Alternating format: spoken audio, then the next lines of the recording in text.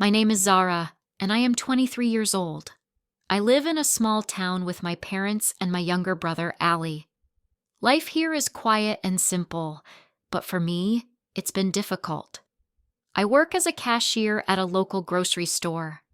My dream is to study further and become a teacher, but money has always been a problem for my family.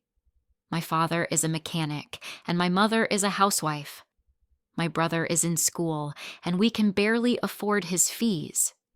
Most of the time, I feel guilty for even dreaming about college because we don't have the money for it. There's a man named Mr. Javed who lives in our neighborhood. He's a rich businessman and owns a big house at the end of the street. Everyone knows him because he is always showing off his wealth.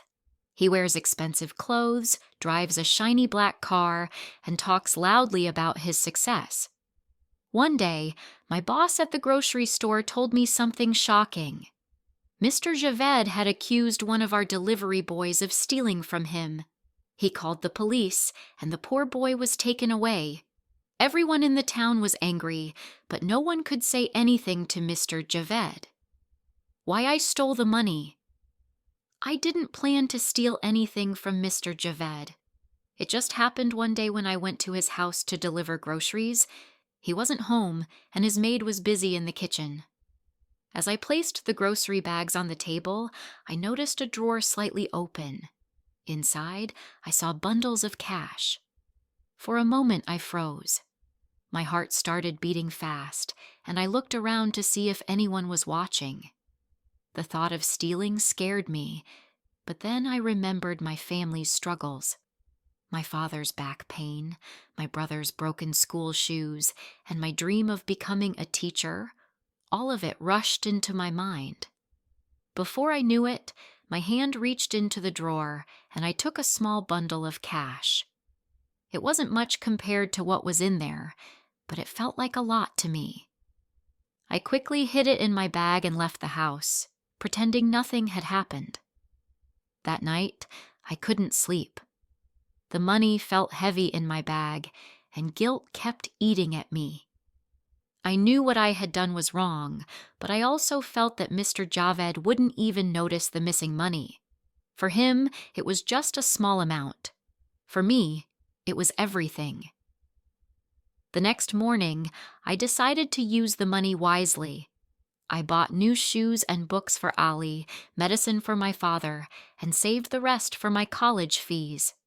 Seeing my family happy made me feel better, but the guilt never left me.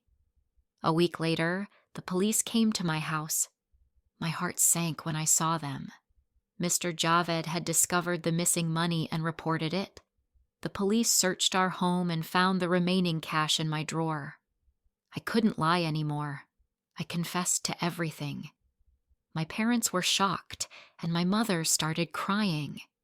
My father looked disappointed but didn't say a word. The police took me to the station for questioning. I thought my life was over. To my surprise, Mr. Javed came to the station. I was ready for him to yell at me, but he didn't. Instead, he looked at me calmly and asked why I did it.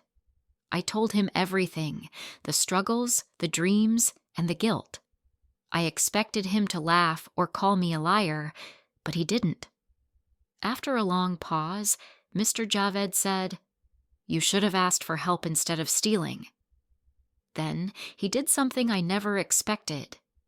He withdrew the complaint against me. Later, Mr. Javed visited our home. He offered to pay for my college fees under one condition. I had to work hard and promise never to steal again. I agreed, tears running down my face. Now, I am studying to become a teacher. My life has changed because of that one mistake. I learned that stealing is never the answer, no matter how hard life gets. But I also learned that sometimes people can surprise you with their kindness.